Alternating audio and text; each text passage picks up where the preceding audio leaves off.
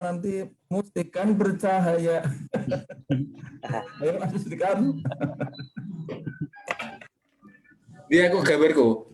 Assalamualaikum. Waalaikumsalam warahmatullahi wabarakatuh. Mas Heri. Pun kabar ini. Ya. Ya Mas Mustikan. Waalaikumsalam. Masalah sudah lama gak ketemu. Iya. Sekarang di mana Mas? Ngajar di Jepara. Oh di Jepara ya. Iya. Jepara. Mana wajah Mak Mustikan ini? Iya. Pak Guru. Pak Guru. Pak Guru. Berapa Mas? Mas Diri. Sehat. Sehat-sehat Pak Guru. Ya, alhamdulillah. Mas Heri, aku kalau Mas Heri kan mau tan brigade ya aku jadi parang gitu. Wah, brigade itu Mak Mustikan itu. Masalah Pak Mustikan. Brigade itu Mak Mustikan itu.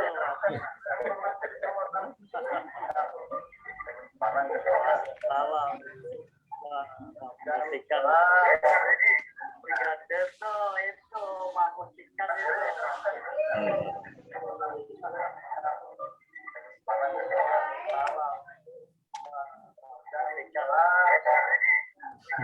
Kenapa suaranya ini apa feedback? Kok mantul-mantul suaranya? Kenapa ini Pak Adi suaranya kok mantul-mantul? Iya. Ini karena ada live streaming, tak matikan dulu. Oh, jadi suaraku sampai berkali-kali mantul-mantul gitu. Oh.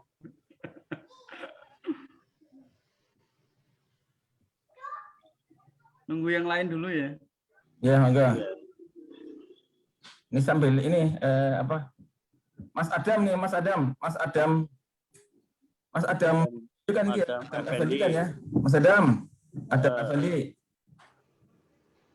Pada Mas nih, bosnya ya. Ada Kang Mirzak juga tuh, Kang Mirzak. Ya, Kang Mirzak ya. Kang Mirzak. Mas Karawang. Karena di Karawang ya. Ya, kalau Mas Mirzak itu saya ingatnya Pak Uang karena beliau bendahara.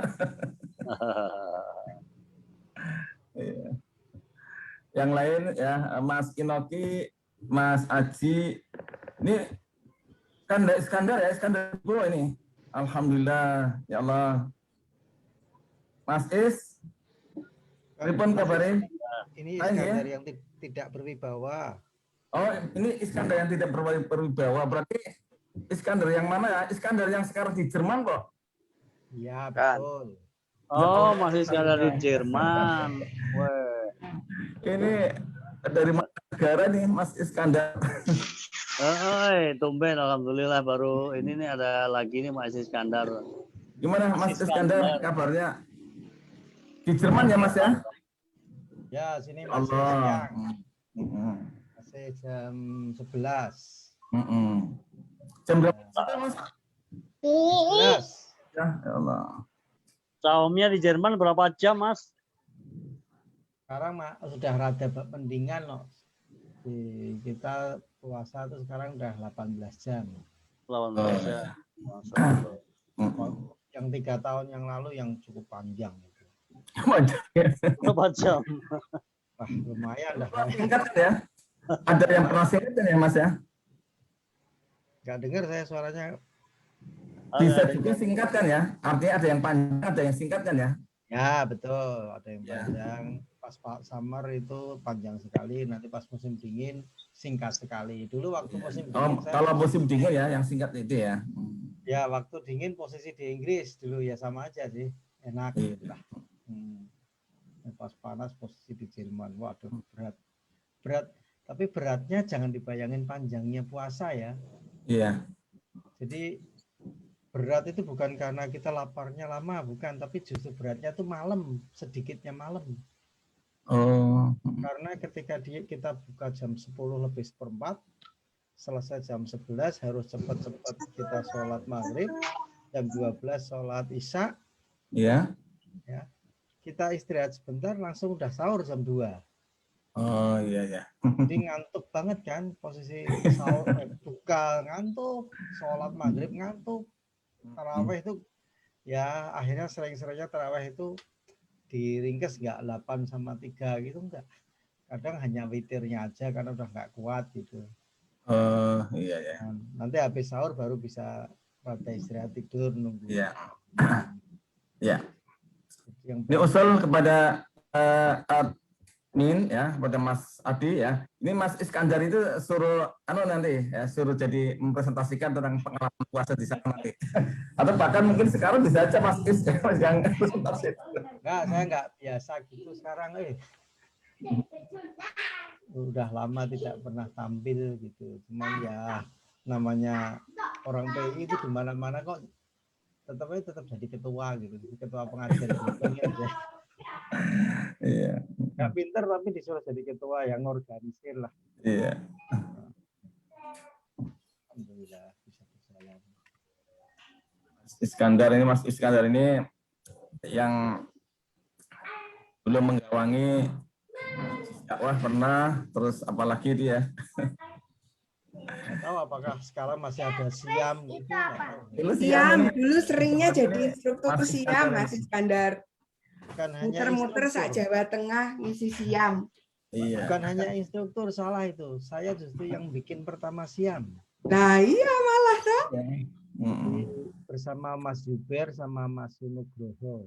Iya. Hmm. Sama Mas Uno, Pak Fikri ya. Nah ini Mas Unuk mana ini kok belum keluar? Biasanya paling rajin kok.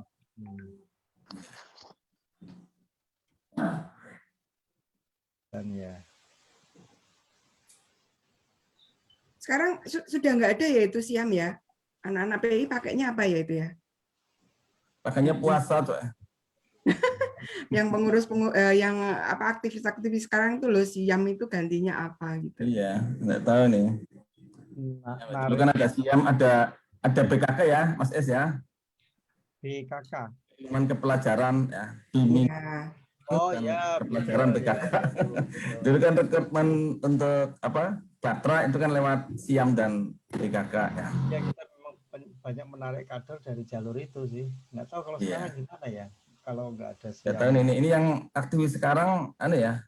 Yang dekat-dekat ini Mas Fakih nih ya, Mas Fakih kan dekat-dekat dengan sekarang kan ya.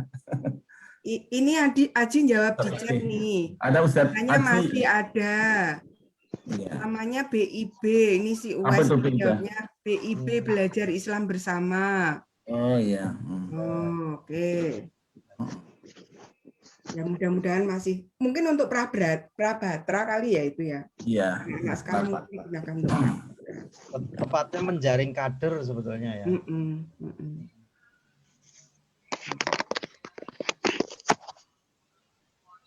Oh ini Pak Aji, Mas Aji ya. Dimulai ya. Ya, silahkan.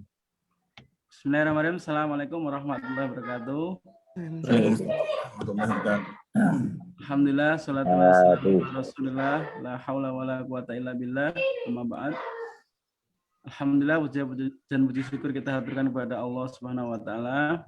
Shalawat serta salam tak lupa kita aturkan kepada junjungan kita Nabi Muhammad SAW serta para sahabatnya. Terima kasih kepada pembicara kali ini, Bapak Salahuddin. Beliau dosen IAIN ya. Kemudian untuk peserta, terima kasih telah hadir di kesempatan kali ini. Jadi acara ini diikuti oleh berbagai orang dari berbagai negara. Ada yang dari Afrika Selatan, Cape Town, ada yang dari Jerman, ada yang dari luar Jawa juga, Jawa Barat, ada macam-macam ya, di lintas benua. Acara ini diselenggarakan oleh Yayasan Bakti 4 Mei, yayasan yang didirikan oleh mantan aktivis PII dan juga KBPI Jawa Tengah. Ya, jadi acara ini, serial webinar ini kita lakukan selama bulan Ramadan. Ini sudah seri yang ke-9. Yang nantinya rencananya kita mungkin sampai ke 15 atau mungkin lebih. Ya. Karena keinginan untuk mengundang pembicara itu banyak, macam-macam. Nah, saat ini kebetulan barengan webinar lain ya, yang juga alumni PI bedah buku itu Cak Fata ya. Ini nggak apa-apa, bisa kita Fastabiqul khairat tadi yang berlomba-lomba dalam kebaikan. Kalau nama saya Adi Kiswanto, terakhir aktif di PW PI Jateng itu 2010, jadi sudah 11 tahun yang lalu ya. Saya seangkatan dengan Pak Fakih ini, Mas Fakihuddin, ya, Ustaz Fakih. Langsung saja untuk berikutnya materi akan disampaikan oleh Bapak Salahuddin. Pada beliau kami persilahkan.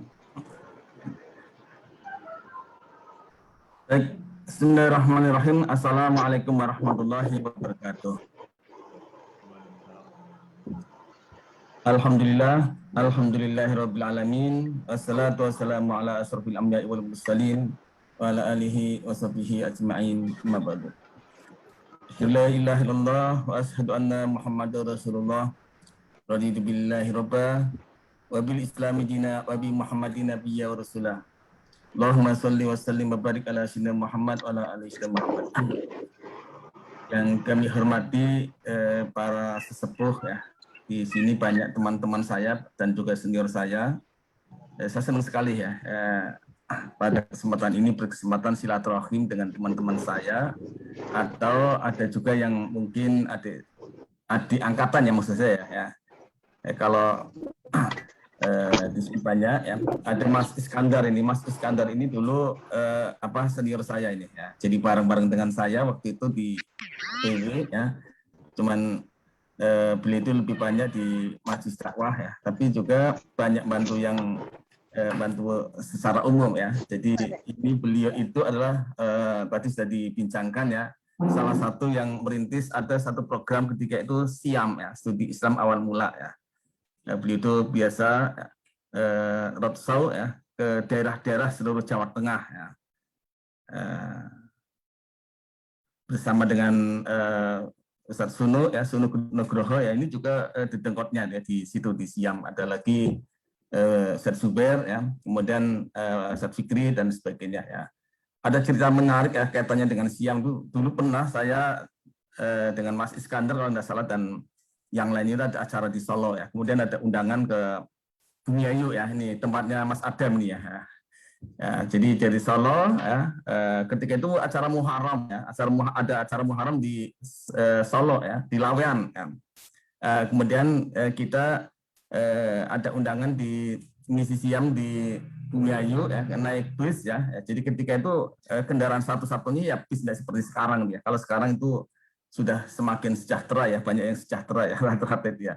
Dulu satu-satunya alternatif ya memakai bis ya, kita naik bis malam itu ya, karena saking capeknya saya dengan Pak Fikri ketika itu ya tidur ya, mestinya di Tegal itu turun ya untuk melanjutkan ke Bumiayu, tapi karena mungkin saking capeknya ya, kebablasan itu sampai Cirebon itu baru kemudian ingat, oh Allah ini sudah sampai Cirebon ya, balik ya, kembali ke Tegal dan juga ke Bumiayu. Ya. Jadi ini salah satu dan saya kira teman-teman semua banyak ya, banyak lika-liku ya, banyak pengalaman ya ketika itu ya.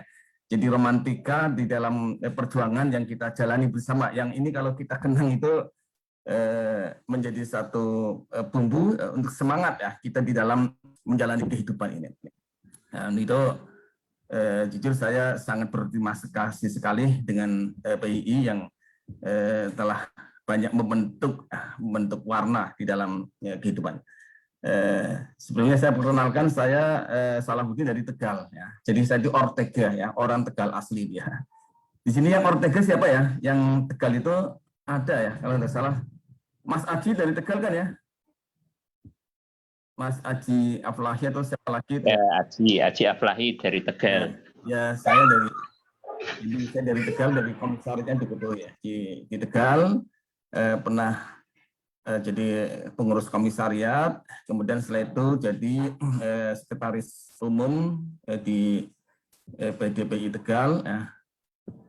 Kemudian setelah itu ke Semarang di Undip, ya, saya di jurusan matematika Undip ketika itu, ya, bareng dengan Mas Malikus, ya, dengan Mas Malikus Sumadir, ya.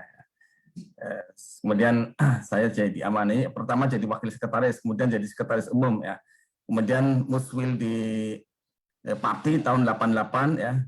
Saya didaulat jadi ketua umum, ya, sampai tahun 90, ya. Jadi itu, ya. Ya, di sini ada juga yang rekan seperjuangan dengan saya itu ketika itu Mas Heri, ya. Ada Mas Mustikan, ada Bu Endang Lestari, ya, itu. Tapi Bu Endang itu mungkin di bawahnya sedikit, tapi pernah bersama, ya, Bu, ya.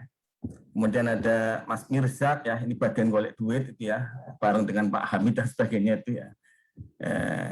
Kemudian yang lain, ya. Jadi ini adalah satu romantika yang kita jalani ketika itu. Dan setelah itu saya pindah ke Pekalongan, ya.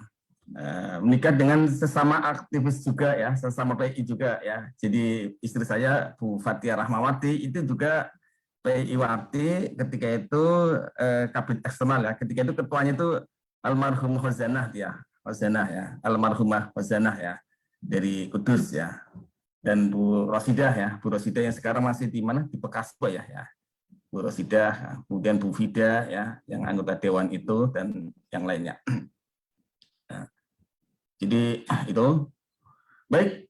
Oh ya, kemudian ini tidak lupa juga ini apa namanya rekan seperjuangan saya juga, ya, Mas Agus Yulianto ini, ya. Ini beliau itu memang sejak di PI itu memang sudah kelihatan apa sosoknya yang sangat disiplin, ya, sangat bekerja keras, sekaligus juga cerdas, gitu, ya. Makanya tidak heran kalau sekarang ini dia adalah salah satu dosen yang berhasil, ya, di UNES, ya, Pak Ustadz Agus, ya, ya. Jadi ini juga salah satu rekan perjuangan kami, ya, Mas Agus Yulianto.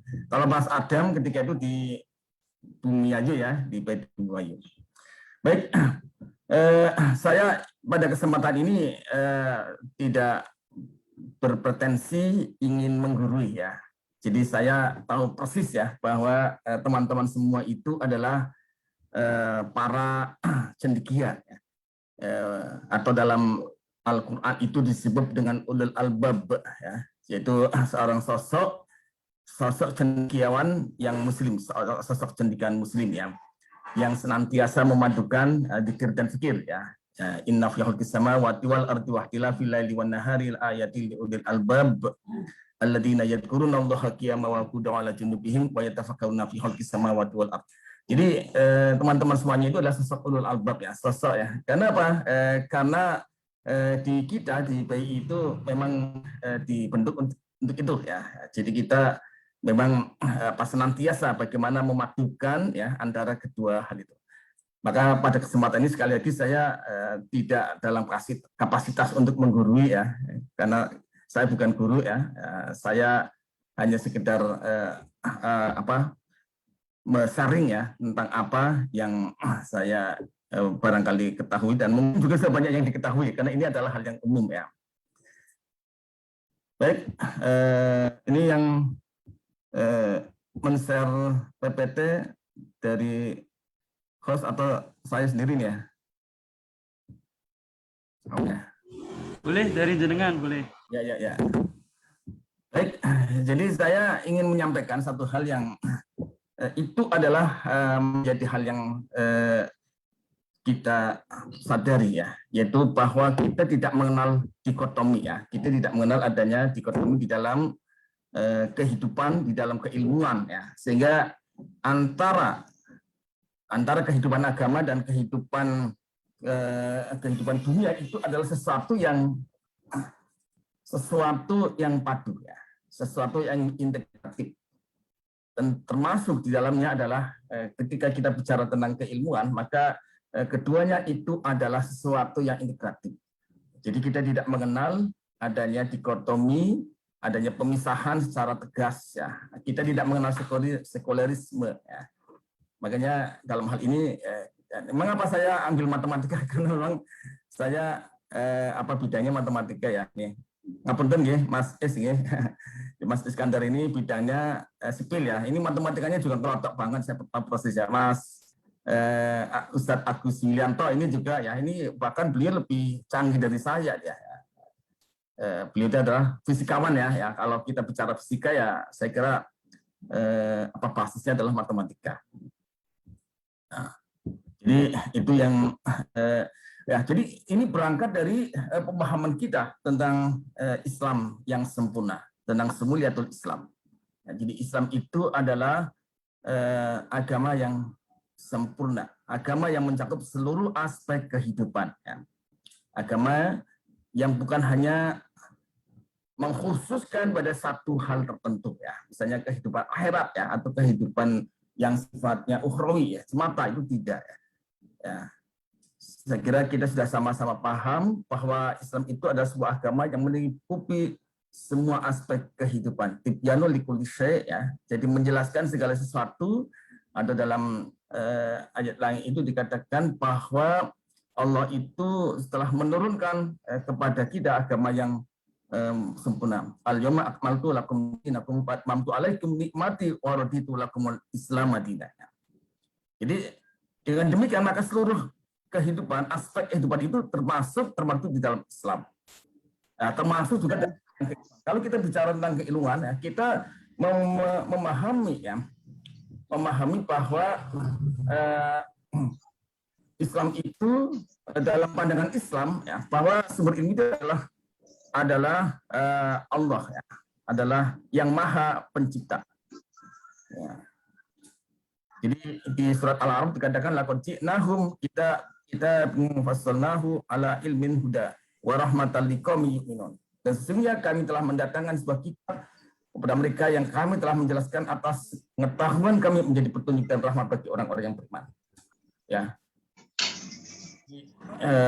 Dalam ayat yang lain itu juga Allah mengatakan bahwa Al-Quran itu adalah menjelaskan segala sesuatu. Ya. Nah, jadi dengan demikian maka semua ya ilmu itu pada hakikatnya itu adalah sesuatu yang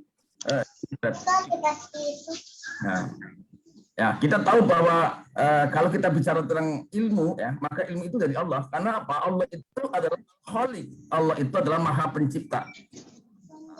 Karena Allah itu Maha Pencipta, tentu saja Allah itu adalah Al-Alim ya. Allah itu adalah Maha mengetahui ya.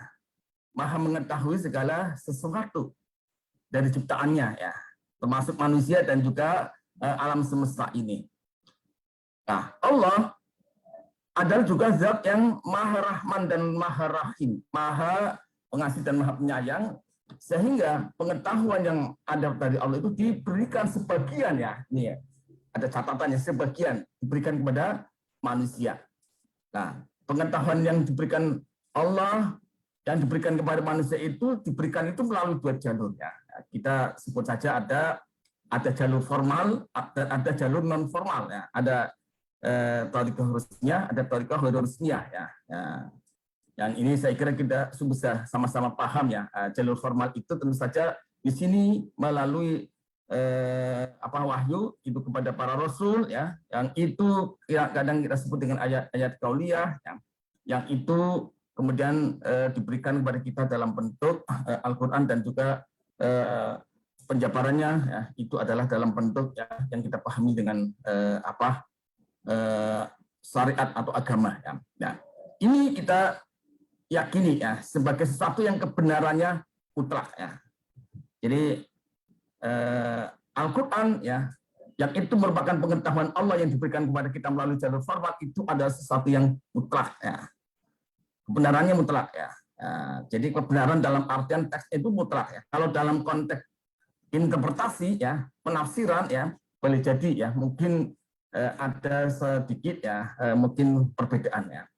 Memahami dalam suatu teks ya, itu bisa jadi ada perbedaan. Tetapi dalam konteks teksnya itu sendiri itu adalah sesuatu yang mutlak. Jadi Al-Quran itu adalah sesuatu yang kebenarannya mutlak. Ya, ini yang kita pahami ya dalam bentuk ayat-ayat qauliyah atau agama itu. Tapi ada sisi lain yang diberikan Allah pada kita, itu jalur non formal ya, ini adalah melalui ayat-ayat yang dibentangkan di alam semesta ya. Tadi di surat Ali Imran itu dengan dikatakan inna fi khalqis samawati wal ardi wa ikhtilafil laili wan nahari la ayatil ulil albab. Sesungguhnya di dalam ciptaan langit dan bumi dan silih bergantinya siang dan malam ya, itu terdapat tanda-tanda ya, terdapat ayat-ayat kekuasaan Allah. Bagi siapa? Bagi orang-orang yang menggunakan akalnya. Nah, jadi itu dibentangkan di alam semesta ini ayat-ayat kaunnya itu yang kemudian oleh kita manusia yang mempunyai kemampuan berpikir itu kemudian ditelaah ya, dilihat, ditelaah, dikaji dan sebagainya melalui metode ilmiah ya, sehingga kemudian melahirkan ilmu dan juga melahirkan teknologi ya, yang itu adalah sesuatu yang kita pahami itu sebagai sarana di dalam hidup kita, wasailul hayat ya. Sebagai sesuatu yang menjadi sarana untuk kita melewati kehidupan. Itulah yang tapi intinya itu ada sebenarnya dari Allah ya. Maka kita memahami bahwa keduanya itu mempunyai satu relasi harmonis ya antara ayat-ayat yang diturunkan melalui wahyu dengan ayat-ayat yang kita terima melalui penalaran ya, melalui proses pemahaman yang kita lakukan itu adalah punya relasi harmonis ya. Nah itulah makanya kemudian dalam pandangan kita itu adalah bahwa agama ya, dalam agama itu adalah sesuatu yang tidak bertentangan, bahkan menjadi inspirasi bagi pengembangan ilmu pengetahuan ya. Jadi itu menjadi sebaliknya ya, ilmu pengetahuan itu bisa menjadi penjelas ya dalam beberapa hal ya, karena tidak semua ya yang namanya konteks agama itu perlu ada tidak semuanya ya itu perlu dijelaskan. Ada sesuatu yang memang itu adalah sesuatu yang memang sudah ya dari sononya seperti itu. Ya, tetapi kita memahami bahwa ilmu yang dibentangkan melalui proses penalaran itu ya, kebenarannya itu kita paham itu relatif ya. Ada sesuatu yang dulu menjadi benar sekarang bisa jadi digugat kebenarannya dia. Saya kira dalam konteks ini contohnya misalnya tentang atom ya, ini kalau tentang ini Ustaz Agus Yulianto ini lebih paham lah dia tentang benda terkecil itu ya. Dulu katanya benda-benda terkecil tidak bisa dibagi-bagi lagi. Ternyata ada bagian inti dan ada bagian luarnya elektron. Kemudian inti ternyata ada bagian lagi. Kemudian terus ya dan seterusnya. Nah itulah. Tetapi dalam hal ini ya yang kita harus pahami ya dan kita sadari itu bahwa ini penting ya, pengembangan ilmu pengetahuan itu penting ya, sehingga kita umat Islam itu juga tidak bisa kemudian mengatakan dah yang penting ilmu agama saja ya. Ini kita nanti jadi ketinggalan ya. Kita ada menguasai wasailul hayah ya. Tapi ya kita juga bisa ya hanya mementingkan. Nah disinilah letak strategi JPI itu situ ya. Jadi kita belajar di PI itu sebenarnya dulu kan filosofinya itu adalah bagaimana ya mensinergikan antara pelajar dengan santri kan begitu kan ya. Karena dulu ya sebelumnya itu sempat ada dikotomi yang sangat kuat ya. Kalau santri itu ciri khasnya adalah ya memang pintar agama, tapi pada sisi lain kolot ya, kemudian gudikan dan sebagainya, santri gudikan sebagainya ya. Ini jadi olokan ya. Sementara pelajar itu adalah yang pintar tapi orang bisa sholat ya. Nah, itu ingin mensinergikan keduanya dia. Ya meskipun sekarang alhamdulillah ya dalam beberapa hal ya ini ya diskusi tentang itu sudah ada dia. Alhamdulillah. Tapi ada sisi yang lain ya, sisi yang lain yang kita muncul sekarang itu adalah dalam hal pemikiran ya yang ada kecenderungan pemikiran liberal dan sebagainya, ini yang harus kita juga terus berpikir. Baiklah, berangkat dari sini sekalian ya, maka kita memahami bahwa semua ilmu itu sebenarnya adalah ilmu Allah ya. Jadi kalau kita bicara tentang matematika, IPA, bahasa, masuk juga ilmu pendidikan, ilmu kedokteran dan sebagainya ya, itu pada hakikatnya adalah bagian dari ilmu Allah ya. Memang ya kalau menurut konsep Al-Ghazali itu ada ilmu yang wajib ya untuk kita pelajari ya, tidak boleh tidak ya. Ada yang sifatnya fardu kifayah ya, bahkan ada sesuatu yang tidak boleh ya, yang tidak perlu kita pelajari ya. Yang yang wajib kita pelajari tentu saja adalah ilmu agama ya, tentang hal-hal mendasar ya, yang itu menjadi suatu syarat ya, bagi kita untuk menjalankan ajaran agama itu tentu saja adalah sesuatu yang wajib ya. Kemudian kalau tentang ilmu keduniaan ya, itu disebut dengan ilmu fardu kifayah ya. Artinya bolehlah ada sebagian yang tidak mempelajari ya, tapi tidak boleh semuanya ya. Jadi kalau tidak ada yang belajar kedokteran itu bahaya itu. Makanya kita sangat senang sekali ya. Ini Bu Endang itu kan belajar kedokteran ya. Ini sangat penting sekali ya. Bahkan kalau kita lihat bahwa kebutuhan kedokteran, terutama untuk kedokteran dalam bidang tertentu ini memang wajib harus ada ya. Ya, harus ada dari kita yang masuk ke situ juga. Karena kalau misalnya tidak ada dokter perempuan yang dokter kandungan ya, semuanya laki-laki itu repot sekali itu ya. Jadi pernah di Pekalongan itu ya, dokter kandungannya satu-satunya dokter kandungan itu laki-laki. Bingung ini kalau ahwat-ahwat yang mau periksa dia, mau harus memeriksakan sesuatu yang sensitif itu harus ke dokter laki-laki dia.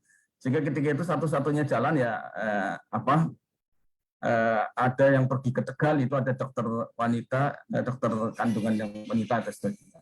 Ini tentu saja ada, demikian juga yang lainnya. Baik ya. Nah, selanjutnya ya, kita melihat bahwa ada satu harmoni ya antara ilmu dengan Islam.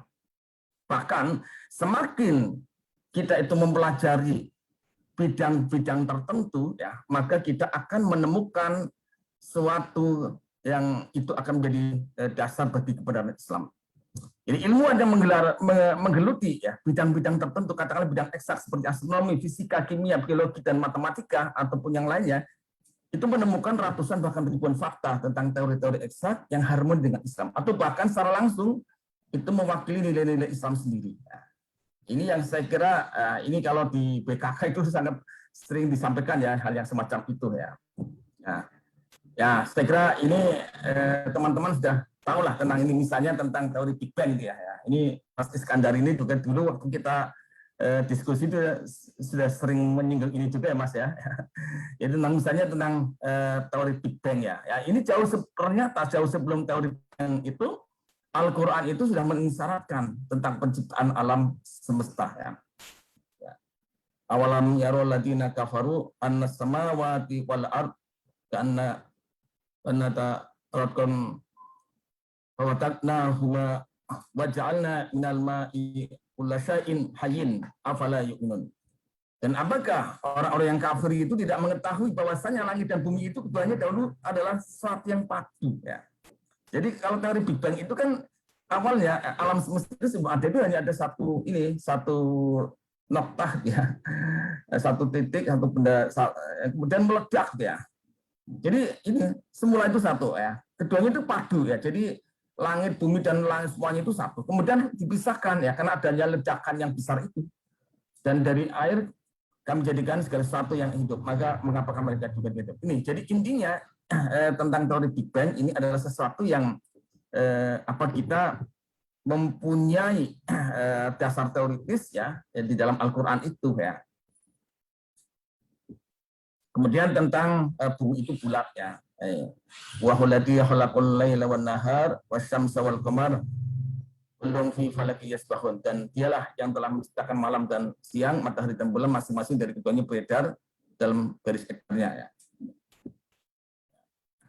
Nah, kemudian tentang dua laut yang mengalir berdampingan ya, tetapi tidak bersatu ya. Di dalam surat Al-Fusilat ataupun bukan di dalam surat yang sangat kita hafal ya, sering kita baca, sering kita berkali-kali baca itu marjal bahraini yaltaqiyan bainahuma barzahul la yabghiyan. Ya, dan dia membiarkan dua lautan mengalir, yang keduanya itu kemudian bertemu. Antara keduanya ada batas yang tidak dilampaui masing-masing. Ya. Jadi Allah menggerakkan dua buah laut yang berbeda, yang satu tawar dan satu lainnya asin ya. Tetapi keduanya tidak pernah bersatu ya. Ini terjadi ya. Saya kira mungkin Mas Iskandar pernah ke sana nih ya, pernah melewati nih ya, di Selat Gibraltar ya, yang memisahkan antara Maroko dengan Spanyol ya ini ya. Jadi antara Maroko dan Spanyol ya, ini ada Selat Gibraltar ya. Ya, jadi di sini ada kota Tanjer, ada kota Gibraltar ya. Nah, ini saya kira tentang Gibraltar ini kita juga tahu lah tentang bagaimana Tariq bin Ziyad itu ya, yang itu merupakan pembebas dari Andalusia ya. Jadi Selat Gibraltar ini, saudara sekalian, itu memisahkan antara dua laut, yaitu Samudra Atlantik dengan Laut Tengah. Ini, lah keduanya itu bertemu kan mestinya ya, tapi ternyata pertemuan itu tidak menyebabkan dua air itu kemudian menyatu. Nah, ini. Jadi Marjal Bahro ini yang ya. Ini gambarnya nih. Ini saya kira mungkin teman-teman sudah pernah lihat videonya dia tentang bagaimana dua laut yang tidak bersatu itu ya. Ini saya gambarnya saja lah. Jadi ini ya. Jadi itu artinya informasi tentang itu sudah ada di dalam Al-Quran lama sebelumnya. Ya. Dan kemudian sekarang orang baru ngeh ya, oh itu yang dimaksud gitu ya. Salah satunya ya. Nah, kemudian sekarang bagaimana tentang matematika ya. Jadi memang ada beberapa kajian yang saat ini dikembangkan, salah satunya itu tentang matematika Islam ya. Ini meskipun ini masih kontroversi juga ya. Kalau kita bicara matematika Islam berarti ada matematika non Islam ya. Jadi enggak ya. Ini matematika Islam itu maksudnya adalah menerangkan nilai-nilai Islam dengan matematika ya. Jadi bagaimana ya konsep matematika itu dipahami dalam pandangan Islam ya, dalam pandangan Al-Qur'an, atau sebaliknya ada beberapa ayat atau dalil ya, atau suatu hal yang merupakan postulat di dalam Islam itu kemudian ternyata ada penjelasan di dalam matematika. Nah, ini kita ingin melihat ya beberapa konsep-konsep matematika yang selaras dengan nilai-nilai Islam atau bahkan merupakan cerminan dari nilai-nilai Islam itu sendiri. Ya. Saya kira ini dasar sekali ya, semuanya sudah tahu ya tentang plus dan minus ya. Plus dan minus ya, yang itu di dalam perkalian ya. Ini kita sudah sama-sama tahu ya tentang hukum itu ya. Ternyata ya ini kita jangan mengatakan itu paling otak-atik gatuk ya, bisa jadi itu merupakan otak-atik gatuk, tetapi ya, kalau kita memahami bahwa tidak ada sesuatu yang di dalam kehidupan ini berlaku kebetulan. Ya. Jadi Allah itu maha teliti ya. Allah itu maha teliti. Allah itu tidak ada menciptakan segala sesuatu itu dengan sia-sia. Rabbana ma khalaqta hadza batilan. Subhanaka faqina adzabannar ya di surat Ali Imran itu.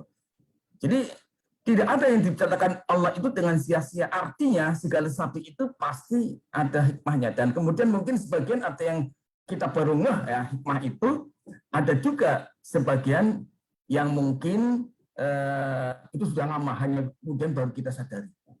Nah, ini salah satunya adalah dalam konsep tentang perkalian ya, plus minus itu ya. Ternyata ya konsep perkalian plus minus itu ya, itu sesuatu yang menakjubkan. Ternyata ini adalah mewakili sebuah doa ya, yang sering kita ucapkan dalam salat kita. Dalam salat kita sering mengatakan ihdinas siratal mustaqim. Ya Allah, tunjukkanlah aku ke jalan yang lurus.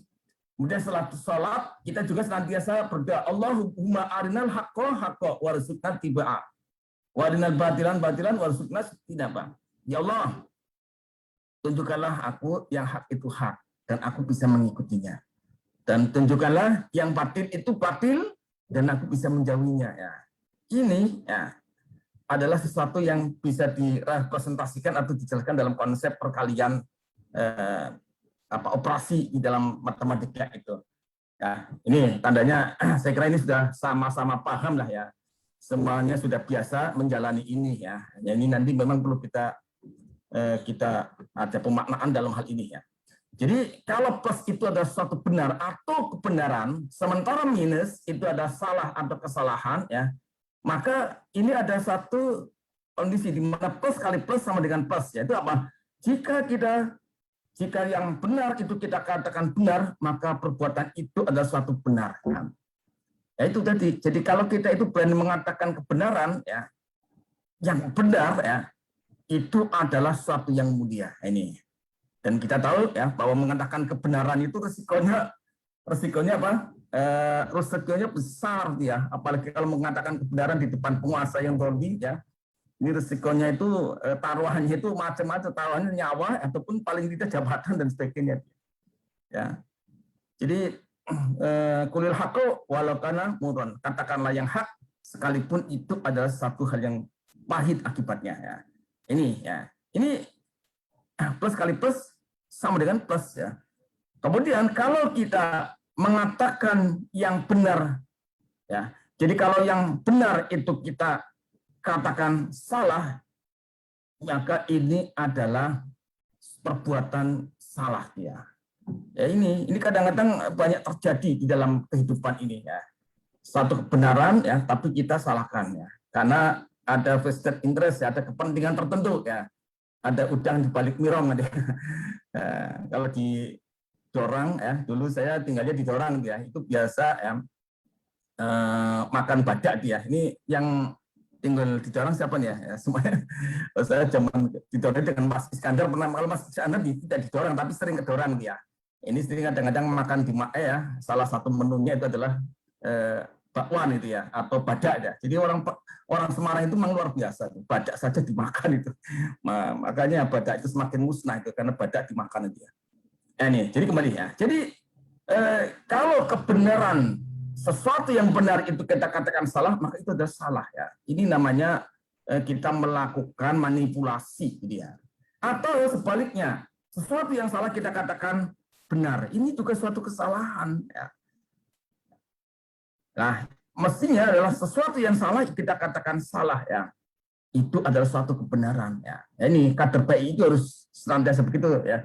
Saya salut dengan Prof. Suteki ya. Kemarin maaf saya sebenarnya sudah niat mau ikut ya webinarnya, tapi kemudian ada tugas mendadak jadi tidak bisa mengikuti ya. Ya, ini Prof. Suteki itu kan salah satu sosok yang beliau berani mengatakan ya. Ini yang pertama ya, benar katakan benar, salah katakan salah ya. Meskipun taruhannya adalah beliau saat ini mendapatkan satu tidak semestinya dia kasihan. Tapi tidak apa-apa, saya kira itu adalah satu pilihan yang sangat bagus sekali ya. Jadi itu ya, ini adalah satu hal yang menjadi ini. Kemudian hal yang kedua ya, jadi hal yang kedua yang menjadi bahasan kami itu adalah tentang sedekah ya. Jadi kalau yang pertama tentang operasi ya, perkalian dan perkalian ya antara plus dan minus ya. Sekarang tentang matematika sedekah. Nah, saudara sekalian, di dalam konsep agama ya tentang matematika sedekah ya, ini kadang tidak selalu seperti pada konsep matematika biasa. Nah, artinya ada perhitungan yang sifatnya adalah supranatural ya. Itu perhitungan yang itu adalah menjadi wilayah kekuasaan Allah ya.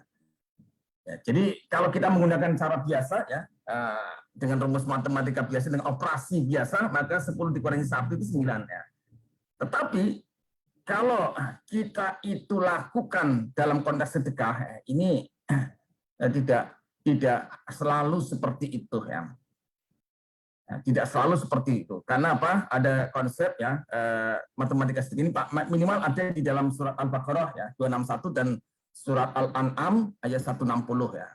Di Al-Baqarah 261 itu ya Allah mengatakan a'udzubillahi minasyaitonir rajim masalul ladzina yunfikuna amwalahum fi sabilillah kamathali habbah ambatat sanabila fi kulli sumbulatin matu habbah wallahu yudhaifu liman yasha'u wallahu wasi'un alim. Ini perumpamakan nafkah yang diberikan oleh orang nafkah hartanya di jalan Allah adalah serupa dengan sebutir benih ya yang menumbuhkan 7 bulir ya, dan pada tiap-tiap bulir itu 100 biji ya. Nah, ini artinya apa? 1 itu menjadi 7 itu menjadi 100, jadi 1 itu menjadi 700 ya. Nah, atau di dalam surat Al-An'am man ja'a bil hasanati walahu manja bil hasanati bisa yadi fala amsalihha wa manja yurja illa mithlaha wa hum la yutamun. Barang siapa yang membuat amal yang baik, maka baginya pahala 10 kali lipat amalnya. Jadi manja bil hasanati walau asru amsalihha. Jadi ketika kita itu memberikan satu, maka di sini ya Allah memberikan iming-iming seperti itu. Jadi saya kira kalau kita memahami seperti ini sangat luar biasa ya. Ya, jadi kalau mengacu pada Al-Baqarah ayat 261 itu, maka sedekah berapapun nilainya apabila diniatkan ke Allah ya dengan ikhlas, maka balasannya adalah 700 kali lipat. Bahkan bisa sampai tahiyat nanti dalam tahiyat itu nanti berikutnya. Dan semua itu adalah kebaikan dari Allah untuk memberikan pahala kepada hambanya. Ya ini tabelnya seperti itu ya. Jadi kalau punya 10 ya disedekahkan 1 maka menjadi 709 ya. Kalau ada 10 ya disedekahkan 2 menjadi 1040, 1408 ya dan seterusnya. Kalau 10 disedekahkan semua ini bukan menjadi bukan menjadi 0 ya, tapi menjadi 7.000 kali ya. Itulah janji Allah. Tapi kalau misalnya kita menggunakan perhitungan yang minimalis ya, maka seperti ini ya. Jadi setiap satu itu akan mendapatkan 10 ya. Maka kalau 10 disedekahkan 1 itu menjadi 9 plus 10 dan seterusnya. Jadi dengan demikian maka kesimpulannya sedekah tidak akan menyebabkan miskin ya. Inilah saya kira menjadi satu motivasi bagi kita untuk senantiasa beramal. Oke, kemudian ada tambahan lagi ya di dalam matematika ikhlas bersedekah ini saya kira kita menggunakan ini ya. Jadi ada satu rumus ya. Jadi ketika kita memberikan kemudian tentu saja ada harapan. Ya, ini konsep ikhlas itu adalah meminimalisasi ya, harapan dunia. Ya.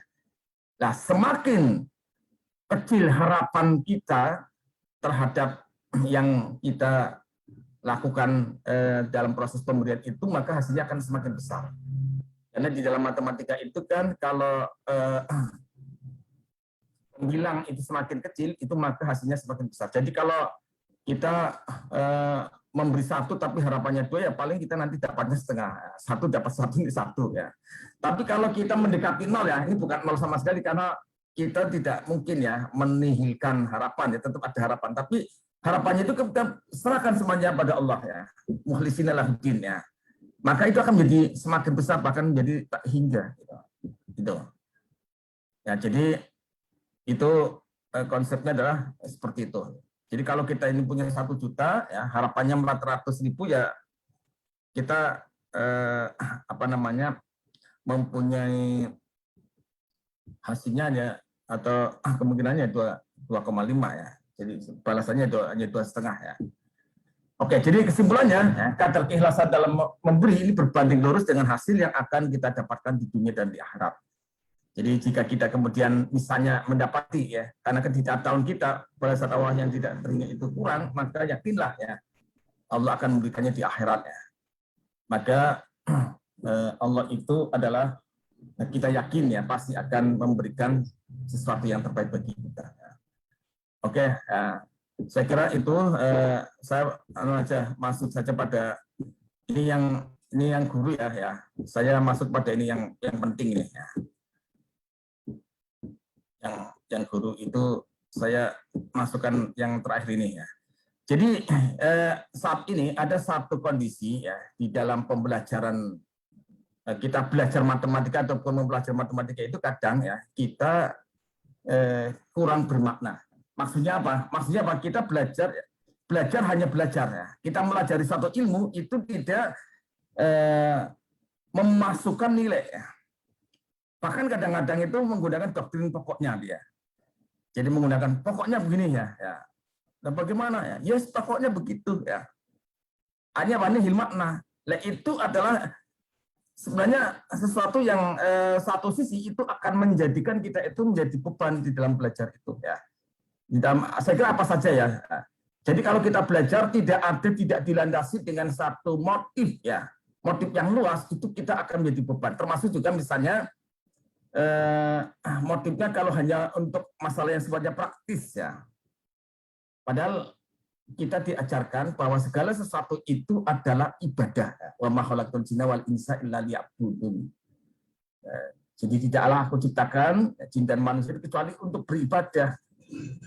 Berarti segala sesuatu itu sebenarnya beribadah. Maka dalam konteks kita belajar apapun, termasuk dalam hal ini misalnya seorang guru mengajarkan matematika, itu juga harus mempunyai satu niatan ibadah. Kemudian harus memberikan nilai ya, apapun ya. Dan ini sebenarnya mempelajari apapun ya. Sehingga seorang guru ya, atau seorang dosen atau seorang ustadz atau seorang pengajar apapun itu sebenarnya punya misi untuk bagaimana memasukkan nilai dan nilai tauhid ya. Jadi kalau misalnya ngajar IPA ya, ini Mas Mustikan itu ngajar apa ya? Ini itu harus memberikan nilai ya. Nah, kalau tidak itu nanti terjadi hal yang seperti ini. Misalnya dalam konteks matematika ya, misalnya dalam hal pengurangan ya, pengurangan precision. Maka yang terjadi pokoknya kalau tidak bisa dikurangi maka pinjam ya, kan begitu ya. Nah, kalau dalam pecahan misalnya pokoknya menjumlahkan bersama itu dengan cara menyamakan penyebut ya, ini sekitar disamakan ya. Kemudian setelah disamakan ya, oke saya akan menyorot ini aja yang pertama ya tentang masalah pengurangan ya ini. Yang itu implikasinya apa? Kalau yang ada dalam benak kita kalau kurang ya pinjam ya, maka penanaman ini akan menjadikan adanya kesalahan mindset ya, yang ini bisa terbawa dalam alam sadar kita. Ya. Dan ada kesalahan konsep yang terus dibawa ya.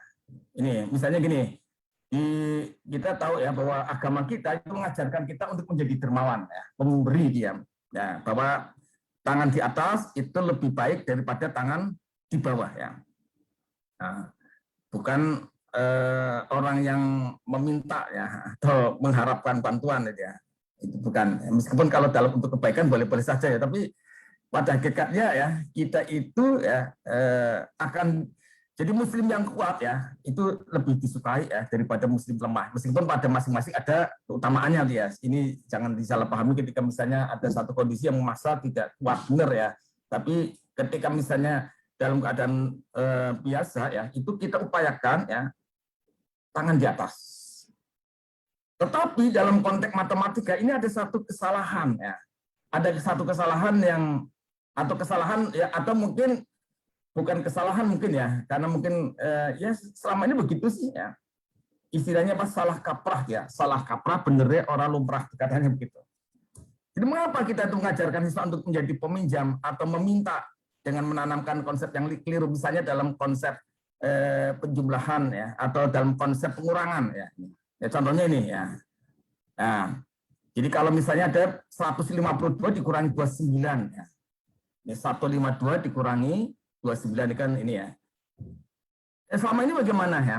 Selama ini ya kita lihat ya kan dengan cara yang biasa kita lakukan ya 2 dikurangi 9 nah, itu enggak bisa ya. Karena 2 enggak bisa maka kemudian apa?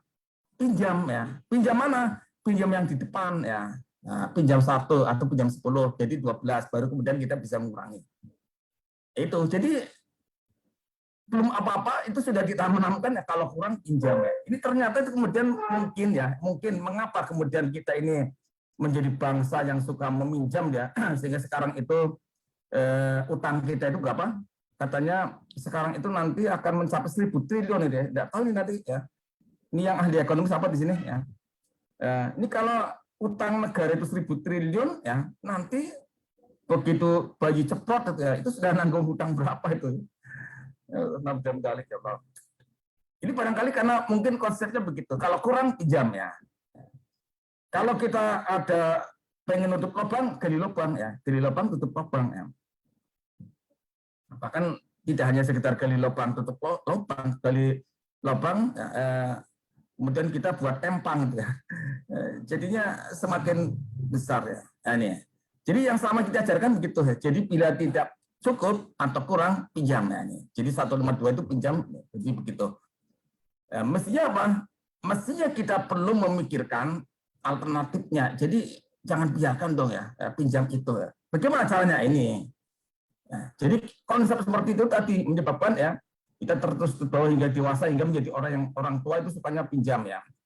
Budayanya apa? Pinjam dan gali lubang, tutup lubang menjadi lumrah ya. Mestinya bagaimana ya? Nah, ajarkan anak didik kita untuk gemar memberi dan bersikap adil ya. Jadi dua hal ya. Yang pertama memberi ya. Kemudian yang kedua adil ya. Ya.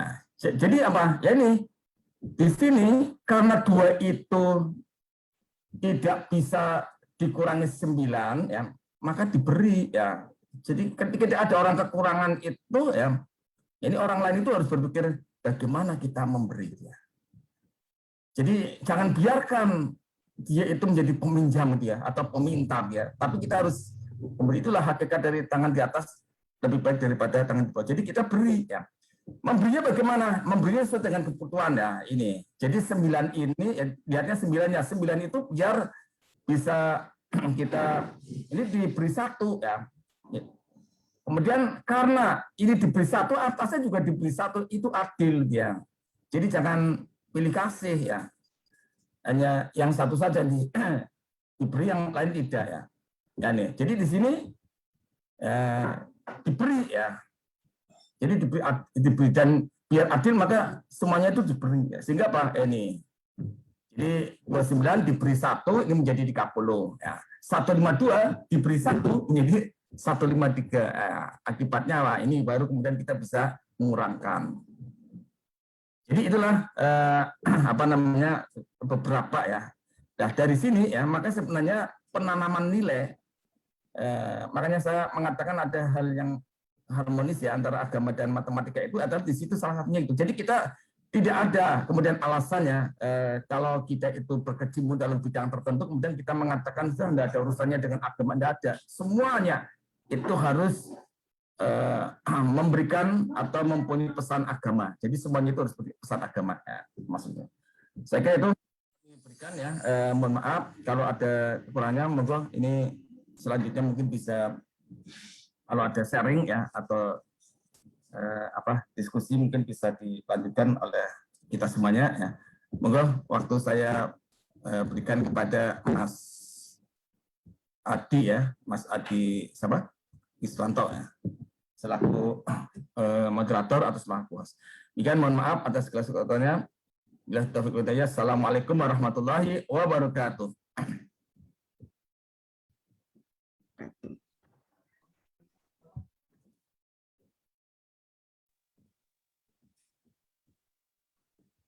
Monggo Mas siapa? Mas Adi mana?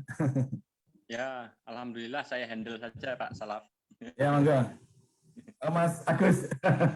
Ya, Pak Mas Adi Keswantonya ada keperluan itu. Ini Oh, mumpung gitu. ya di sama-sama Semarang di handle itu. Nggih, Terima nggih. kasih sekali Pak Salahuddin ya yang menyampaikan sebagian dari pengembaraannya ya, menekuni matematika itu.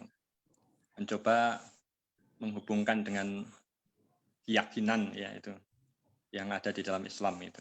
Meskipun pengembaraan di dalam matematika itu tak terbatas itu. Ya. Jadi ketika membicarakan angka boolean ya, angka itu hanya 0 dan 1 itu. Mungkin sebagian orang akan memunculkan konsep nihilisme gitu ya. Yang ada 1 itu hanya Allah, yang lain sebenarnya tiada gitu. Yang bisa saja punya penggambaran yang berbeda-beda satu sama lain. Tapi memang memberi keluasan ya belajar matematika itu untuk pikiran itu pergi jauh ya, meninggalkan bumi untuk melihat angkasa yang luas ya, sesuai dengan bidang-bidang yang sedang dibicarakan gitu. Terima kasih ya. Untuk berikutnya dipersilahkan teman-teman ya, seluruh yang ada di seluruh Indonesia yang mengikuti, bahkan seringkali Om Inoki dari Afrika Selatan juga ikut gitu ya. Saya belum. Mas Iskandar juga ada gitu ya di sini. maka dipersilahkan kalau mau berinteraksi langsung bertanya, meskipun di chat itu sudah ada, tapi akan saya baca sesudah bertanya secara langsung saja ya. Iya. Dipersilahkan monggo teman-teman yang ingin menyampaikan pendapat, bertanya dan atau membanding, kalau yang suka matematika itu persilahkan.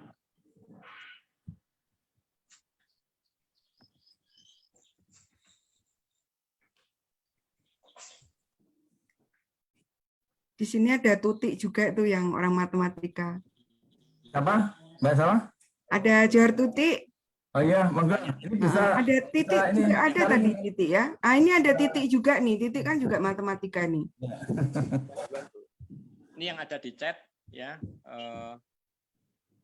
Ada yang bertanya di sini. Matematika sedekah ya dari Abu Uwais Salman ya. Matematika sedekah ada juga yang berlaku operasi matematika biasa ya. Bila harta disedekahkan semua di jalan Allah ternyata juga bisa habis ya. Sebagaimana yang dialami istri Nabi Khadijah radhiyallahu anha, juga sahabat Nabi seperti Abu Bakar itu. Mohon penjelasannya gitu. Ini dulu mungkin ya sebagai matematika pembanding, ada yang disedekahkan bertambah tapi ada yang disedekahkan kok habis ternyata gitu. Monggo Pak Salah ya, dari Abu Uwais ya. Ya, Abu Uwais. Abu Uwais itu siapa ya? Nama lengkapnya ya? Barangkali saya kenal. Oh gitu. Oh, ini Abu Uwais. Baik, terima kasih ya Mas Abu Uwais Salman. Ya. Jadi memang ya, kita juga tidak selalu berpikir materialistis ya. Artinya bahwa yang saya contohkan itu adalah sesuatu yang memang nyata. Artinya itu sesuatu yang bentuk-bentuk materi yang nyata dilihat kita ya. Misalnya ketika saya sedekah 1.000 nanti akan dapat 10.000 ya. Itu tidak kita pahami seperti itu ya. Meskipun dalam fenomena tertentu ada beberapa keajaiban yang muncul seperti itu ya. Tetapi tidak selalu begitu. Kenapa? Ketika Allah itu memberi balasan itu apa bisa itu adalah dalam bentuk sesuatu yang cash ya, cash and carry ya, hanya cash dan nyata ya. Ada juga itu diwujudkan dalam bentuk yang lain, dikonversikan dalam bentuk yang lain ya. Dan ini yang saya lebih sepakat itu ya. Jadi tidak selalu bahwa yang kita dapatkan itu adalah sesuatu yang sifatnya material ya. Ya, atau jadi kalau uang ya nanti imbalannya adalah uang ya, itu saya kira tidak harus begitu, tetapi itu dikonversikan dalam bentuk yang lain ya. Jadi misalnya Khadijah ya kemudian memberikan kepada Nabi ya, dan terusnya ya, apakah kemudian ya itu kita yakin bahwa ada konversi yang lain ya, konversi yang lain ya, yaitu dalam bentuk ya bahwa munculnya kemuliaan, baik kemuliaan Islam ataupun juga kemuliaan baginda Khadijah itu sendiri ya, demikian juga dengan Abu Bakar dan seterusnya. Jadi gitu, artinya tidak selalu ya itu diwujudkan ya, konversinya itu konversi yang sifatnya ya. Bisa juga dalam bentuk bentuk yang lainnya. Yang namanya demikian juga dengan ini ya, konsep rezeki ya, misalnya ya, rezeki itu kan tidak selalu berupa harta atau benda ya. Kita mendapatkan kesehatan ya, itu kadang-kadang kita tidak berpikir bahwa itu rezeki ya. Misalnya memberikan sedekah 1.000 ya, kemudian imbalannya ya, kita menjadi terselamatkan dari, itu bisa jadi begitu ya, meskipun kita tidak menyadari, tapi itu sebenarnya adalah beberapa yang Allah berikan kepada ini sesuatu yang kita sadari. Tuh ya, kemudian tadi ada chat yang kedua apalagi tadi.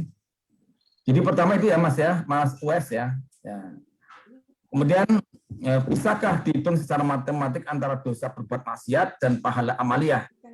Timbangannya berat yang mana ini? Oke. Dalam matematika yang lain itu ada juga itu dalam bentuk ini, dalam bentuk dosa itu adalah minus ya. kemudian maliyah itu adalah plus ya. Sehingga ketika kita banyak melakukan amal negatif ya, amal dosa ya, dosa-dosa itu berarti semakin jadi tabungan kebaikan itu kita menjadi minus ya. Tabungan kebaikan kita itu menjadi minus ketika kita banyak berbuat yang salah, berbuat maksiat ya. Sebaliknya ketika kita itu banyak melakukan amal-amal yang soleh, maka tabungan kebaikan kita itu akan menjadi semakin banyak ya. Ya. Ada satu dosa yang itu tidak ada ampunannya itu ya, artinya itu hanya bisa dilakukan kalau kita itu benar-benar taubatan nasuha, itu misalnya apa? Dosa syirik, ketika ada dosa itu. Tapi ada kalau misalnya dosa-dosa kecil ya itu akan menyebabkan neraca kita itu menjadi negatif ya, negatif ya.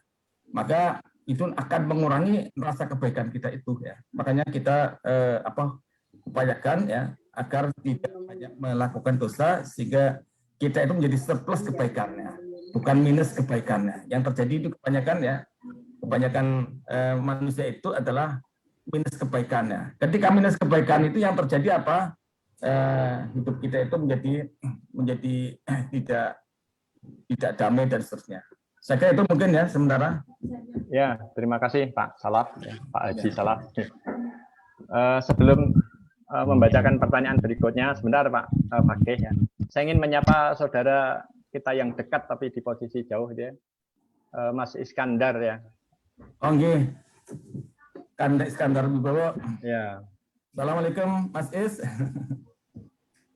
Ini senior saja ini Mas Is ini dari Kudus ya. Dan kalau yang Kudus kan Iskandar Wibowo, yang ini Iskandar ya, penuh wibawa yang ya. Jerman. Ini tadi yang sudah Jerman. ya. Ya. Ini gimana? Terus satu Iskandar lagi yang dari Jerman tadi bergabung. Ya. Abu Siam. Ya, Abu Assalamualaikum. Masya Allah. Abu Saim, assalamualaikum. Waalaikumsalam. Maaf Pak Sandi ya. Alhamdulillah. Kami mendengarkan tanya Mas Salaf. Iya, Mas Is masih di Universitas Muria Kudus kan ya? Ya, iya, masih. Alhamdulillah. Okay. Alhamdulillah. Terlaksana melihat wajahnya. Amin. Baik ya, kita mudah-mudahan keluarganya sehat itu ya di Jerman. Baik, tadi Mas Fakih sempat mengangkat tangan, raise hand itu. Dipersilahkan kalau ada komentar dari Mas Fakih ya. Ustadz Fakihuddin. Ustadz Fakih. Ada Dr. Salafuddin ya.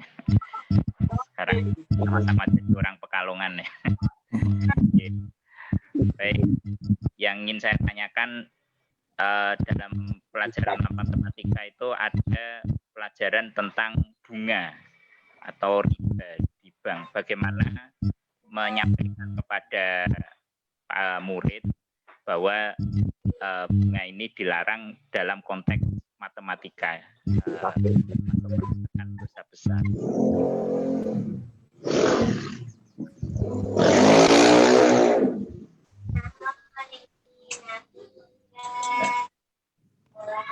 Ya, ini nanti minta tolong ya, kalau yang lain mau menambahkan, ya, bahkan sangat diharapkan ini. Jadi Mas Fakih ya, itu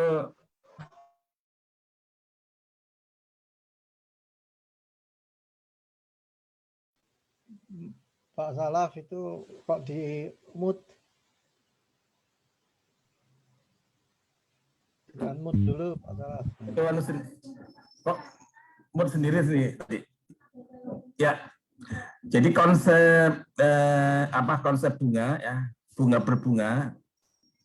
Jadi kalau konsep bunganya itu sebenarnya kalau kita bicara tentang konsep keilmuannya itu memang itu adalah di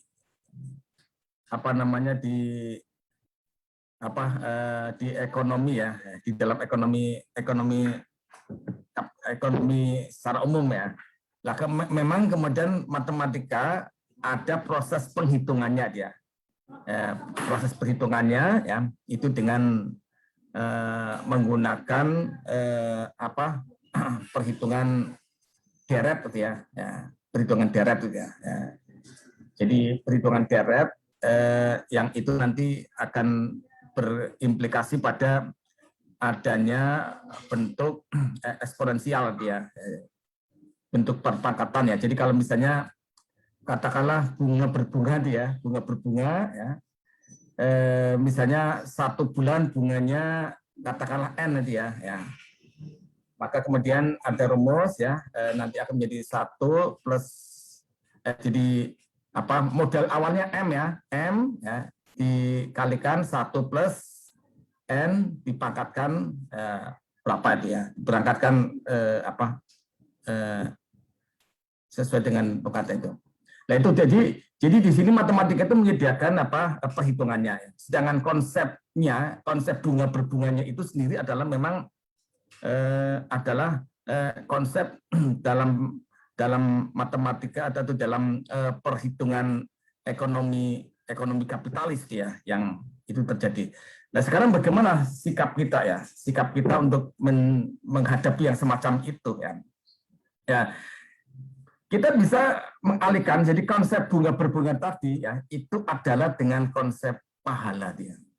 Ya, jadi tadi kan ada manja'a bil hasanati falahu asru amsalihha ya. Jadi ketika kita mengajak suatu kebaikan, maka kita akan mendapatkan bonus 10% ya. Kan gitu kan ya. Akan ada satu imbalan 10%. Jadi kalau si A mengajak B, maka dia akan mendapatkan berapa? Nah, jadi si A mengajak B untuk melakukan suatu amal yang nilainya 10.000 ya. Maka dia akan mendapatkan berapa? Mendapatkan ganjaran sebesar berapa? 10.000 dikalikan 10 kalinya ya. Dikalikan 10 kalinya berarti menjadi 100.000. Sekarang bagaimana kalau si B tadi mengajak lagi si C ya. Maka si B itu nanti akan mendapatkan pahala 10%, 10 kali lipat, maaf bukan persen ya, 10 kali lipat dari C. Nah si A-nya bagaimana? Dia juga akan mendapatkan, itu bisa dimasukkan dalam rumus ya. Jadi rumusnya seperti itu. Jadi rumus perlipatannya adalah dalam hal ini adalah 10 kali ya. Maka dimasukkan dalam rumus bunga berbunga tadi ya. Tapi pahala berpahala dia. Jadi sebenarnya ya awalnya bahwa ketika kita mempelajari konsepnya, konsep matematika itu adalah laksana kita mempunyai pisau ya. Jadi kalau kita punya pisau itu bisa kita gunakan apa saja dia. Pisau itu bisa kita gunakan untuk kebaikan, bisa juga untuk keburukan. Kalau pisau itu digunakan oleh pembunuh, mungkin untuk membunuh. Tapi kalau pisau itu digunakan oleh di sini siapa nih, Bu Endang misalnya dia, ya, atau Bu Enon ya, itu pisaunya itu bisa digunakan untuk apa? Untuk buat masakan siap, untuk berbuka dan sebagainya. Dan demikian juga matematika.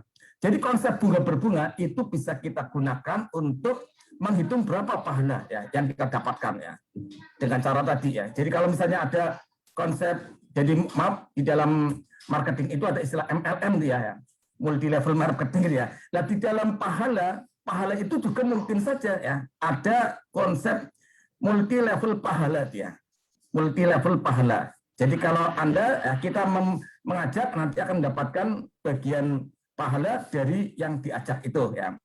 Ya, demikian juga dan seterusnya ya. Tanpa mengurangi sedikit pun ya pahala dari yang kita ajak itu. Jadi itu aja Ustaz Fakih ya. Jadi bagaimana kita itu aplikasikan saja ya konsep yang ada dalam matematika itu kita larikan saja dia. Kita larikan saja kepada konsep-konsep yang Islami. Tentang ekonomi kapitalisnya, oke lah itu menjadi PR kita bersama ya untuk kita bagaimana mengurangi dia atau bahasa ekstrimnya melawan itu ya. Tapi itu kan satu proses yang mungkin tidak bisa kita sendirikan ya, mungkin dengan ini. Nah, dalam konteks matematikanya seperti itu. Jadi guru matematika itu bagaimana ya? Contoh-contoh yang ada. Jadi islamisasi yang paling banyak itu adalah melalui contoh dia. Contohnya itu kita gunakan contoh-contoh yang Islam, kita kaitkan saja dengan konsep ibadah, konsep pahala dan sebagainya itu. Kayak gitu ya. Mohon maaf kalau ada kekurangannya, mungkin bisa ditambahkan yang lain ya, yang mungkin lebih saja. Monggo. Ya, terima kasih Pak Salahuddin. Saya menambah beberapa ya. Yang pertama tadi, kalau orang bersedekah itu pasti berlipat gandakan. Katanya ada yang habis itu. Pak Salah menjawab, tidak mungkin habis karena balasan Allah itu pasti berlipat dan belum tentu dalam bentuk materi. Nah, itu kan kalau dari hadis Nabi SAW, setiap kali hamba menadahkan tangan ya untuk meminta kebaikan, maka Allah malu untuk tidak mengabulkannya. Nah, pengabulan itu bisa dalam bentuk sebagaimana yang dipinta ya, mungkin materi gitu, atau dia diberi yang lebih bagus daripada yang dipinta ya, atau dia dihindarkan dari musibah ya, atau bahkan tidak diberi dunia tapi kelak akan dibalasi di akhirat gitu ya. Ini totalnya itu selalu untung gitu, selalu berlipat gitu. Kemudian kalau di matematika kompleks ya, bilangan kompleks itu bahwa fakta ya, saya menyebutnya bilangan faktual ya. Bilangan kompleks itu bilangan faktual, bahwa fakta itu terdiri dari sesuatu yang real dan sesuatu yang imajiner gitu. Ketika istri ya, seorang suami memberi kepada istri hanya kerudung yang harganya murah gitu ya, itu realnya kan kecil, tapi diberikan dengan penuh cinta dan dengan imajiner yang tinggi gitu ya, maka faktualnya menjadi sangat besar gitu. Di antaranya gitu. Ya, ini bisa seperti itu. Jadi tidak hanya berpijak apa yang hanya bisa dilihat gitu ya, tapi hal-hal nyata ya, yang disebut nyata itu fakta gitu ya.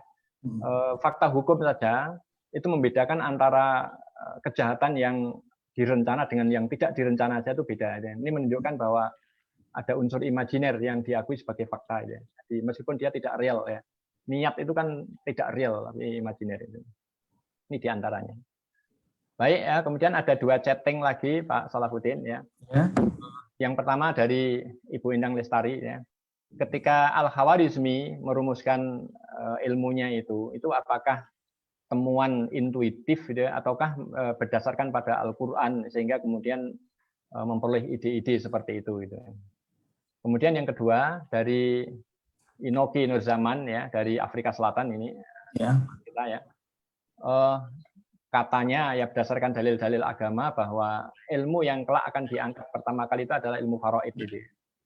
Ini apa ada pertimbangan matematis ya sehingga ilmu itu dulu yang diangkat sebelum ilmu yang lainnya. Monggo dari 2 pertanyaan itu mungkin Pak Salah punya komentar-komentar yang bisa bermanfaat buat kita gitu. Ya. Oke, terima kasih ya. Yang pertama Bu Endang ya. Ini nanti kalau tidak jelas nanti tanya pada suaminya. Pada Profesor Agus ini. Ini sudah lagi. Pak Agus ya. Ini seperti Kanda Iskandar ini juga ini ya. Sebentar lagi Profesor nih, Kanda Iskandar. Amin. Jadi yang pertama tentang Al-Khawarizmi ya. Al-Khawarizmi apakah itu berpijak atau terinspirasi ya dari ayat-ayat di dalam Al-Qur'an atau itu murni hasil imajinasinya. Yang pasti ya bahwa para ilmuwan. Jadi kalau kita lihat ya Al-Khawarizmi itu kan lahir di kota di mana tuh? Di Khurasan itu ya, Nah, jadi yang pasti bahwa para ilmuwan ya ketika mengembangkan ilmu pengetahuan itu jadi kalau kita lihat ya, kita flashback tentang kemajuan ilmu pengetahuan itu ada poros-poros kemajuan ya, itu ada di Baghdad ya, kemudian ada di Andalusia ya. Nah, salah satu yang menjadi motivasi mereka mengembangkan ilmu ya, itu adalah karena adanya tuntutan syar'i yang itu menuntut adanya pengetahuan ya atau pengembangan seperti misalnya ya yang menyebabkan adanya ilmu falak ya. Ilmu falak itu mengapa kemudian dikembangkan itu juga karena ada suatu tuntutan ya, ada tuntutan bahwa kita butuh perhitungan ya untuk menentukan kapan waktu sholat, kapan awal Ramadan dan kapan satu Syawal dan sebagainya. Nah, itulah kemudian itu menjadi dasar yang menjadi pemicu dari perkembangan ilmu itu. Nah, tentang al-Khawarizmi ya, ini jujur saya belum menemukan penjelasan ya, apakah beliau itu berangkat dari berangkat dari inspirasi Al-Qur'an ya, atau itu hasil pengembaraannya tentang tentang ilmu tentang matematika ya. Yang pasti bahwa kita dan orang mengakui ya jasa Al-Khawarizmi ya di dalam ilmu pengetahuan ya. Salah satunya adalah bahwa beliau itu adalah yang menemukan angka 0 ya. Nah, jadi kalau sebelumnya operasi-operasi itu kan menjadi sulit ya, ketika Al-Khawarizmi itu menemukan angka 0 itu kemudian operasi bilangan itu menjadi lebih keras ya untuk dikembangkan ya. Jadi gitu ya Bu Endang ya, nanti yang lain bisa menambahkan ya. Kemudian yang kedua tentang ilmu faraid itu tadi ya. Jadi ilmu faraid itu adalah sesuatu ilmu yang memang sangat penting di dalam pengembangan di dalam implementasi syariat ya. Jadi ketika kita menghitung syariat, menghitung waris ya, tapi kemudian kita tidak tahu matematika itu juga perhitungannya bisa tidak valid ya. Ya, maka itu juga yang mendasari ya adanya pengembangan matematika itu salah satunya adalah seperti itu. Saya kira itu ya mungkin. Ya, terima kasih. Ya, enggak. Masih sekarang 5:27. Maghribnya 5:37 ya. 5 menit lagi lah. 5 menit lagi mungkin ya. Mungkin dari kita buka bersama ya nanti ya. Insya Allah. 5 menit sebelumnya kita akhiri insya Allah ya. Mungkin dari Mas Iskandar ya, atau juga Mas Iskandar dari Pak Iskandar dari Jerman, Mas Iskandar dari Kudus mungkin punya pertanyaan-pertanyaan atau dari teman-teman yang lain ya, dipersilakan. Ya. Ini jawaban, monggo. Lengkapi jawaban. Ya, monggo atau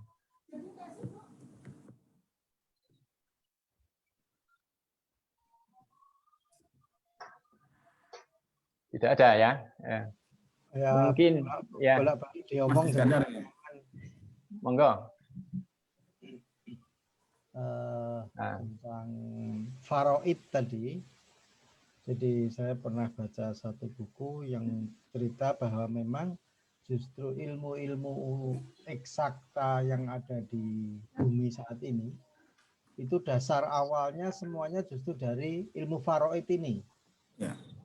Karena demikian susahnya, ya kita ngomongin zaman Al-Quran itu ada di pertama diturunkan, itu matematika kan tidak semaju sekarang.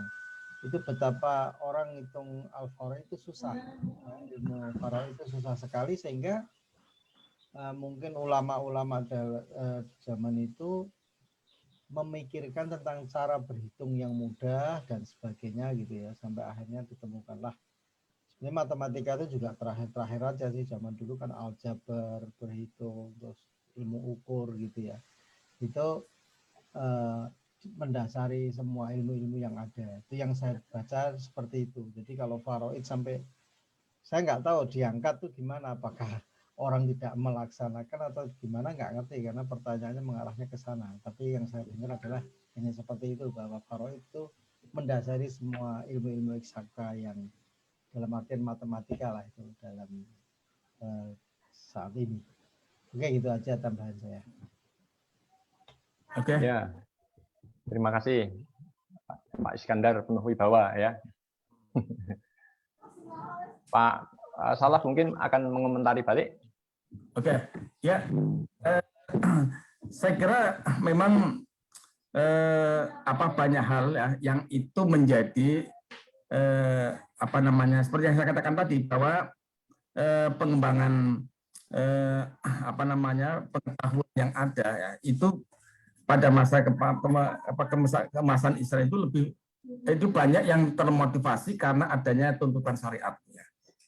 Jadi misalnya mau menentukan waktu sholat itu bagaimana, itulah yang kemudian ya itu melahirkan pengembangan ilmu, salah satunya misalnya ilmu trigonometri ya. Nah, kita tahu bahwa adanya sinus, kosinus, tangan ya, tangan dan sebagainya ya yang kita pelajari itu yang mengembangkan ilmuwan Islam ya, al-Batani dia atau dalam sanah Latin itu dinamakan Batanius ya. Nah, itu adalah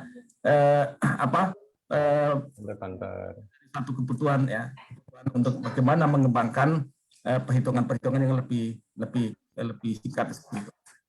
Saya kira itu mungkin ya itu salah satu. Jadi secara umum itu memang ya bahwa ayat-ayat kauliyah itu banyak menjadi inspirasi ya bagi pengembangan ayat-ayat kauniyah ya, bagi pengembangan ilmu pengetahuan dan pengetahuan. Sebaliknya ayat-ayat kauniyah segala yang ada di dalam ayat-ayat kauniyah itu juga bisa atau kemudian dalam perkembangan itu kemudian dijelaskan di dalam pengembangan ilmu ya. Maka saya katakan ada relasi harmonis ya antara ilmu dengan secara umum ya, termasuk di dalamnya adalah dalam hal matematika. Jadi keduanya itu ada sesuatu yang sangat bersinergi. Ya, jadi tidak ada sesuatu yang kita pertentangkan. Hanya memang kadang-kadang ya pemahaman kita ilmu, karena ilmu itu adalah sesuatu yang sifatnya relatif ya, Kemarin benar, sekarang bisa jadi salah, atau sekarang dianggap salah, besok mungkin benar ya. Karena relatifnya itulah ya, maka kemudian kadang beberapa kasus mungkin belum ada titik temu. Saya kira itu ya, jadi intinya adalah saya mengatakan bahwa ada satu relasi harmonis antara ilmu dengan agama. Jadi kalau kita sebagai seorang muslim ya itu punya satu kewajiban untuk bagaimana memperdalam ilmu agama ya dan juga tidak meninggalkan ilmu umum. Saya kira itu. Terima kasih Mas. Ya, terima kasih Pak Salah, pas ya 5+32. Di bagian akhir saya ingin memberikan review sedikit ya, meskipun saya menampakkan wajah tidak dari awal, tapi saya mengikuti dari awal insya Allah ya. Tadi dipetakan ya betapa perkembangan ilmu, ada kedokteran, ada ya, itu adalah bisa saja dikatakan ada ilmu dunia, ilmu agama, tapi hakikatnya ilmu itu datang dari Allah. Kalau itu adalah bagian dari agama, sehingga itu semuanya masuk ke ilmu agama ini yang disampaikan Pak Salah yang pertama. Kemudian indikasi-indikasi yang diberikan dalam Al-Quran mengenai penambahan, pengurangan ya, juga termasuk di dalam hadis ya itu. Jadi kalau saya tambahkan misalnya iman itu yazidu wa yanqus, ya, bisa bertambah bisa berkurang, ini kan bagian dari operasi-operasi itu. Kemudian disajikan bagaimana menanggap yang hak itu hak ya, jangan dibalik, karena kalau dibalik itu akan menimbulkan keburukan ya. Kalau yang buruk itu harus dipandang buruk, jangan dianggap baik, itu nanti akan menimbulkan keburukan, itu selalu seperti itu. Maka kalau min kali min, buruk dianggap buruk, itu baru akan positif. Kemudian mencoba kalau bisa kan orang-orang yang terlibat di dalam pembelajaran sains itu ya, itu memperkenalkan operasi-operasi itu tidak berdasarkan yang berasal dari luar sebelumnya, yang model peminjaman dan yang lain. Islam itu menanamkan tangan di atas itu lebih bagus daripada tangan di bawah, maka bawalah sebagai ganti peminjaman itu justru pemberian ya, diberi maka anaknya kan. Ini saya sangat positif ya. Kemudian saya sendiri itu agak cukup lama sebenarnya ya memiliki ini pertimbangan-pertimbangan matematis termasuk geometri ruang itu terhadap ayat-ayat yang ada di dalam Al-Qur'an ya. Karena dalam Al-Qur'an itu ada disebut jumlah, ada disebut jarak ya, ada disebut letak itu. Sehingga saya dalam penggambaran itu ada semacam penggambaran geometri ruang ya, didasarkan itu. Misalnya Nabi mengatakan bahwa Allah menciptakan langit itu 7 ya. Ini secara spesifik di luar ayat itu ya. Jadi langit pertama kan, langit dunia itu jaraknya 500 tahun perjalanan gitu ya. Kemudian jarak antara langit pertama dengan langit kedua itu juga 500 tahun perjalanan. Ini disebut ada tahun, ada perjalanan gitu ya. Kemudian terus demikian sampai langit ketujuh. Kemudian Allah menciptakan kursi di atas langit yang ketujuh itu. Masih kursi sama wajah. Kemudian Allah ciptakan al-ma, ada air, samudera di atas. Kemudian di atasnya lagi ada arsy, ya, arsy-nya Allah. Kemudian Allah istawa 'alal arsy. Ya. Persoalan mau di takwil apa tidak itu secara tekstual itu yang ditangkap oleh orang-orang yang belajar sains itu ada geometri ruang di situ. Ya, Allah kalau ruang itu dibatasi, yang terluar itu adalah arsy, ya. Maka Allah itu perlu representasi berikutnya karena di luar arsy, dia istawa 'alal arsy. Ya, nah ini kalau agak tertarik yang mau membicarakan ini, saya bersedia itu ya. Di sana sudah agak lama saya merenungi hal. Memang penuh filsafat ya. Tapi kita agak hindari saja itu. Dan juga kita tidak harus memihak terus berbincang tentang terus Allah ada di mana itu. Itu bisa saja nanti akan muncul hal yang beda, tapi ya sekedar bagaimana itu bisa direpresentasikan dalam bentuk geometri ruang. Ya, ini saya tawarkan ke panitia kalau memang tertarik ya itu bisa dibincangkan lebih lanjut ya. Tapi mungkin ada hal-hal yang lebih mendesak untuk diketahui ya dari kanda-kanda kita seperti Muhammad Jabidi dan kawan-kawan yang sudah bersedia itu sebaiknya segera dihubungi dan diberi jadwal. Terima kasih untuk semuanya. Ya. Sepertinya ada Agus Ismanto ya. Iya. Halo. Ya, kalau ada besok kalau liburan ke sini lagi kita kasih durian. Iya. Ya, terima kasih untuk semuanya ya, terkhusus kepada Ustadz Haji Salafuddin ya. Mudah-mudahan ilmu yang disampaikan ini bermanfaat dan mudah-mudahan silaturahim kita kali ini menjadi ibadah buat kita semua, menyempurnakan ibadah puasa kita ya. Akhirnya mari kita akhiri, kalau ada salah kata-kata dari kita semua mari kita saling memaafkan gitu ya. Subhanakallahumma bihamdika asyhadu an la ilaha illa anta astaghfiruka wa atubu ilaik. Assalamualaikum warahmatullahi wabarakatuh. Waalaikumsalam warahmatullahi wabarakatuh. Terus semuanya selamat berbuka ya. Terima kasih. Yang di Jerman belum berbuka. Yang di Jerman belum buka. Masih 6 jam lagi. Mas Agus Yulianto. Pripun Mas Iskandar? Duriannya aku barang lo ya. Firwan? Oh, duriannya. Oh iya, monggo. Monggo, Mas. Monggo, ditunggu selalu ada di sini. Selalu ada, nggih. Masalah. Salam. Atau kawan nggih. Monggo. Izin berbuka. Monggo. Selamat berbuka nggih. Monggo.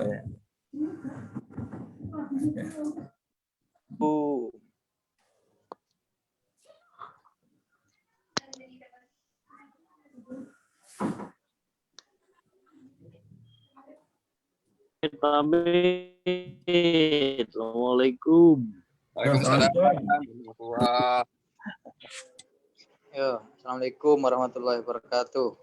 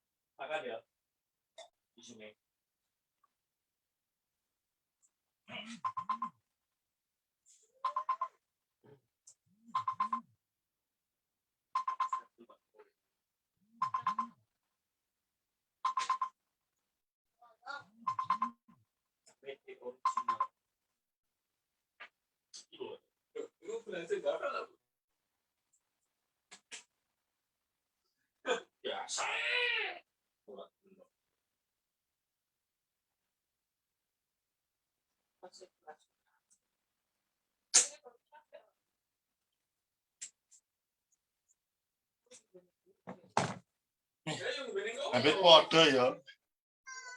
Satu produk nih ngono iki. Bener-bener modelnya mirip. Lah beda warnane tok.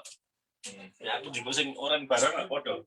Ya tetap walaupun warnanya podo kan posisi tombolnya mesti rais podo persis. Geser siti biasanya.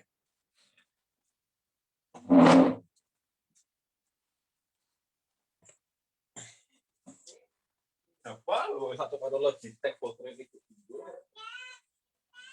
Logitech kita.